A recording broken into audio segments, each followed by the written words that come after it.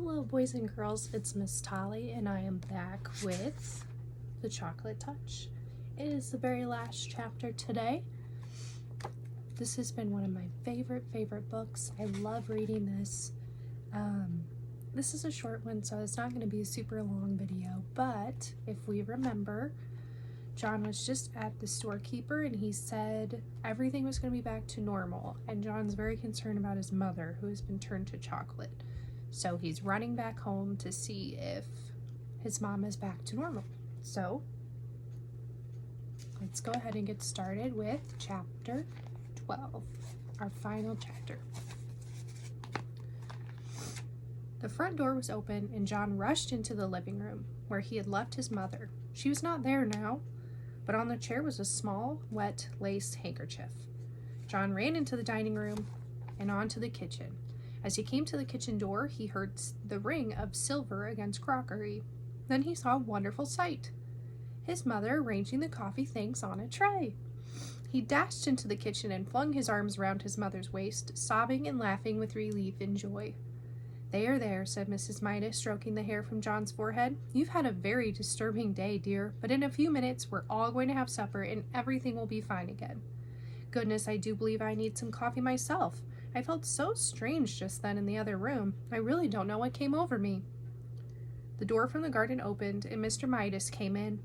Before we settle down, Mrs. Midas said to John, have a glass of good cold milk. You look so hot. Here's John Midas and his mom.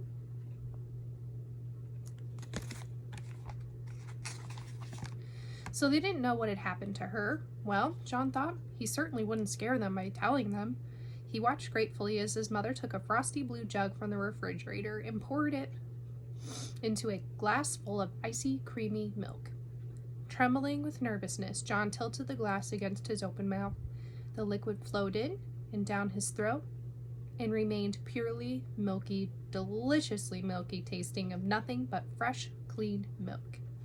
After the first long, wonderful gulps, he suddenly recalled that he had not thanked the storekeeper for saving his mother. Mother, he said, may I go out for a minute? I'll be right back. All right, John, she said, but supper will be ready in 10 minutes. Don't keep us waiting. John ran briskly down the street until he came to the corner where he always turned right when he was going to Susan's house. There he turned left instead and started along the 2 blocks of unfamiliar street leading to the candy store. Soon he came to the corner where the red brick building had been. But there was no building and no store, and of course, no storekeeper. In the corner lot there was nothing to be seen but a heap of rusty tin cans and broken bottles surrounding a signboard with new lettering that said, sold. And that is the end of The Chocolate Touch. I have loved reading this book to you guys, and I hope you loved this book too. I hope you have a great spring break, and I will be back after with a brand new chapter book. Have a great day, guys, and have a great break.